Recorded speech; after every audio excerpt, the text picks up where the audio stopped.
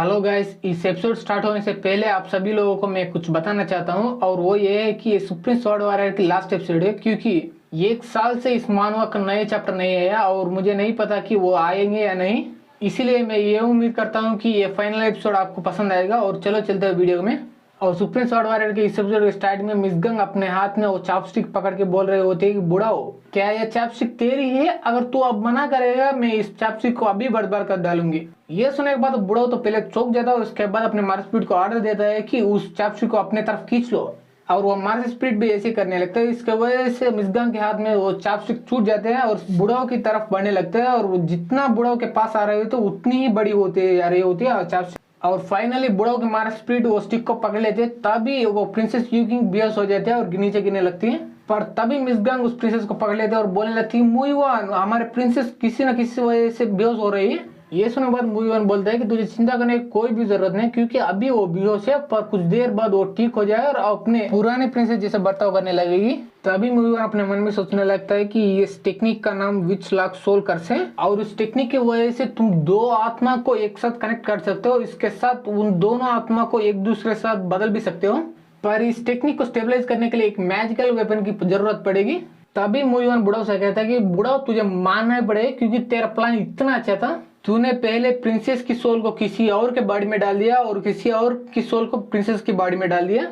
और उसके बाद प्रिंसेस के बॉडी के अंदर सोल को स्टेबलाइज करने के लिए तू अपने मैजिकल को वेपन को भी दिया उसके। और जब अपने मैजिकल वेपन को फिर से ले लिया तो उस कर्स का इफेक्ट भी लिफ्ट हो गया उससे। और ये सब सुनने के बाद बूढ़ा पसीना पसीना होकर बोल रहा होता है कि तुझे ये सब कैसे मालूम? ये सुनने के बाद मुईवान बोलता है कि तुझे जाना है मैं बताऊंगा, क्योंकि इस टेक्निक को मैं पहले भी देख चुका हूँ। और ये बोलने के बाद ये अपने मन में सोचने लगता है कि अब इसे क्या बताओ, पिछले जिंदगी में स्पेल का क्रिएटर ही मुझ पर स्पेल यूज किया, फिर भी मैं उसे कुत्ते की मौत हरा दिया। और ये सारी बात सुनने के बाद वो जनरल कंफ्यूज हो जाता है और बोलने लगता है कि तुम लोग मुझे डिटेल में बताओ क्या क्या हुआ यहाँ पे। तब सिटी लॉर्ड बोलता है कि तुम इन सारे बंदों को मिलकर एक फेक प्रिंसेस को प्रोटेक्ट करते हुए आए हो इतना दूर, और तू अब तक फेक प्रिंसेस की बातें सुनते आ रहे हो और मानते आ रहे हो, पर असली प्रिंसेस तो पूरी दिन अपने जान बचाते हुए उस स्प्लिट क्राउन माउंटेन तक भागती रही, जब तक हम लोगों ने उसे ढूंढ लिया और बचा लिया। और उसके बाद वो सभी पर चिल्लाते हैं, क्या तुम इन फैमिली के लोग इतना भी नहीं जानते कि वो रियल प्रिंसेस या फेक प्रिंसेस है? क्या तुम्हें उस प्रिंसेस की बात करने के तरीके या बिहेव करने के तरीके में फर्क नजर नहीं आई क्या? ये सुने बहुत जनरल चिल्लाता है कि मुझे सच में नहीं पता। और वो बुढ़ाओ से चिल्लाता है कि बुढ़ाओ सच सच बोलो, तुझे ये करने के लिए किसने कहा और तूने ये सब क्यों किया? तभी मुईवान कहता है कि मुझे भी उस बुढ़ाओ से कुछ पूछना है। बुढ़ाओ पहले ये आंसर दे कि तू उस युमलू को क्यों मारा और उस मैरिज को क्यों खत्म करना चाहता था, रोकना चाहता था। ये सुनने के बाद जनरल पूरी तरह से हिल जाता है और बोलने लगता है क्या तुमने मेरे भाई को मारा? और ये सारे बात सुनने के बाद वो बुढ़ा पीछे मुड़ जाता है और थोड़ा मुस्कुराने लगता है पहले, पर इसके बाद वो जोर जोर से हंसने लगता है और बोलने लगता है कि हाँ, मैंने ही उस फोर्थ यंग मास्टर को मार दिया, क्या करोगे अब? ये सुनने के बाद मुईवान अपने मन में सोचने लगता है कि अरे यार, ये बंदा इस क्राइम को कबूल करके मुझ पर एक एहसान किया, अगर ये बुढ़ा इसको मना करते तो मुझे एविडेंस लाने के फटके हाथ में आ जाती थी। तो अभी वो जनरल यून चिल्लाता है कि बुढ़ाओ तूने ऐसा क्यों किया? क्या तुम्हारे फैमिली पर तुझे नफरत है क्या? ये सुनेगा तो बुढ़ा कहता है कि नहीं नहीं, तेरे फैमिली पर मुझे क्यों नफरत होगी? तुम्हारी फैमिली ने ही मुझे एक सरनेम दिया और पाला पोसा बिल्कुल एक कुत्ते की तरह, और इतना साल के बाद मैं कुत्ता बन के रहता रहता बोर हो गया, इसीलिए मैं सभी लोगों को अपना कुत्ता बनाना चाहता हूँ और जिसने मुझे कुत्ते की तरह ट्रीट किया उन सभी से बदला लेना चाहता हूँ। और ये सारी बात सुनने के बाद मुईवान बोलने लगता है कि ऐसा लगता है कि चीजें हाथ से बाहर जा रही है। ये सुनने के बाद सिटी लॉर्ड भी बोलता है कि हाँ तुम सही कह रहे हो। तो अब वो जनरल सारी गार्ड्स को ऑर्डर देते हुए बोल रहा हुआ था कि उस बुढ़े ट्रेडर को मार डालो। और ये सुनने के बाद वो सारे गार्ड्स अपने हथियार लेके उस बुढ़ाओ पर अटैक करने जा रहे होते, तभी वो बुढ़ाओ हंस रहा होता है। तभी हम देखते हैं काफी सारे अटैक्स आकर वो सारे गार्ड्स को मार देते हैं। और इसके बाद हम देखते हैं काफी सारे मास्क पहनने वाले बंदे वहां पर आ चुके होते हैं और वो सारे बंदे उस बुढ़ाओ की प्रोटेक्ट कर रहे होते हैं। और उसके सारे गार्ड्स को मरता हुआ देखकर उस जनरल यून को पूरी तरह से फटके हाथ में आ जाती है। तभी वहां पे एक लड़के आ रहे होते और वो बोल रहे होते कि बुढ़ाओ यून, क्या मैं तुझे ये नाम से बुलाऊं या तुम्हारा असली नाम जांगला है इस नाम से बुलाओ? ये सुनने के बाद बुढ़ाओ कहता है कि आप जैसे हाई प्रीस्ट हम जैसे सबऑर्डिनेट को किसी भी के नाम से बुला सकते हैं और हम आपको तुरंत ही जवाब देंगे। और आपको अभी तक आइडिया पड़ चुका है और लड़की कौन है, और वो सिटी लॉर्ड को भी वो आइडिया पड़ता है और वो बोलने लगता है कि ये तुम हो गोल्डन बालों वाला विच टियान मिंगजांग, तुम कुत्ते, तुम यहाँ पर क्या कर रहे हो? तब वो गोल्डन बॉल वाला विच कहते हैं कि ये कोई ताजुब की बात नहीं है, तुम मुझे याद करोगे क्योंकि मेरा खूबसूरती कोई भूल भी नहीं सकता। तब मूवीवान बोलता है कि ये सब बकवास करना बंद करो और पहले मुझे ये बताओ कि ये प्रिंसेस की कर्ज के पीछे क्या तुम ही हो, क्या तुमने ही ये सारे चीज प्लान किया है। तभी वो विच कहते हैं कि हाँ वो मेरा प्लान का एक हिस्सा था, पर वो मेरा पूरा प्लान नहीं था, पर वो प्लान पूरी होने से पहले ही तेरा चील की निगाह से मेरा प्लान बर्बाद हो गया। इसीलिए मुझे ऐसा मन कर रहा है कि तेरा आंख निकाल के उनसे गोटी खेलो।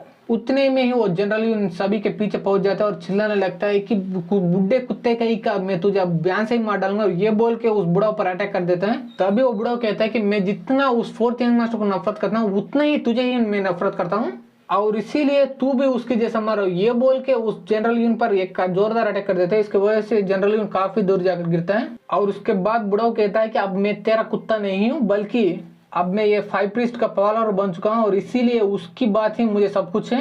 तभी वहां पर नीचे गिरने के बाद वो जनरल यून बोल रहा हुआ था कि ये तो जू युआन यानी फिफ्थ रेलम का पंच नहीं है, बल्कि जी युआन यानी सिक्स्थ रेलम का पंच है। तुम सिक्स्थ रेलम पर कैसे पहुंच गए।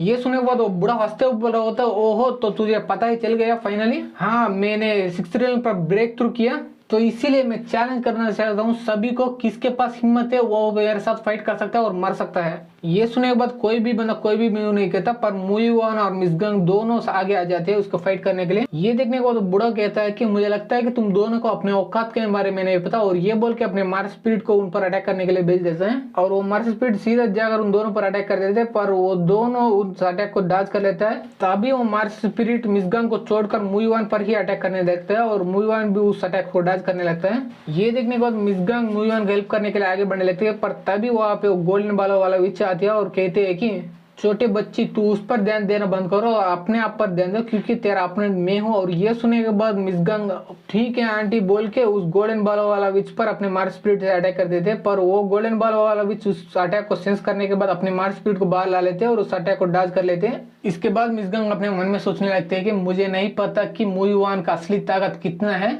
और क्या वो सच में सिक्स्थ रेल मास्टर से फाइट कर पाएगा या नहीं, पर उस पर मुझे पूरा भरोसा है और वो किसी न किसी तरह से उसे हरा पाएगा, पर मुझे अपने अपोनेंट पर ध्यान देना चाहिए। तभी यहाँ पे शीश उठता है उस बुढ़ाओ की तरफ, वो बोल रहा होता है कि मूवीवान मैंने पिछले फाइट में अपने आधा ही पावर यूज करा था, इसीलिए तुम मुझे इतना आसानी से जीत पाए, पर अब मैं अपना पूरा पावर यूज करूंगा और मैं भी देखूंगा कि तू उस पावर के सामने कैसा टिक पाओगे। ये सुनने के बाद मूवीवान बोलता है कि हाँ मुझे लगता है कि तू अपना पूरा पावर यूज कर रहा है इस बैटल में, क्योंकि अगर इस फाइट में भी तू अपना पूरा पावर यूज नहीं करते तो मैं इस बार तुझे जान से ही मार डालूंगा। और ये सुनने के बाद वो बुढ़ाओ को काफी ज्यादा गुस्सा आ जाता है और अपने मार्स स्पीड को बेचते हुए मूवीवान पर अटैक कर देता है, पर मूवीवान उस अटैक को डॉज करके ऊपर उड़ने के बाद एक पावरफुल स्वॉर्ड फिंगर का अटैक उस बुढ़ाओ पर कर देता है और वो अटैक भी सीधा जाकर उस बुढ़ाओ के फेस पर लग जाता है। इसके वजह से उसका ब्लाइंड फोल्ड पूरी तरह से बर्बाद हो जाती है और वो ब्लाइंड फोल्ड हटने के बाद उस बुढ़ाओ के चेहरों को देखकर वो सारे गार्ड्स पूरी तरह हिल जाते हैं।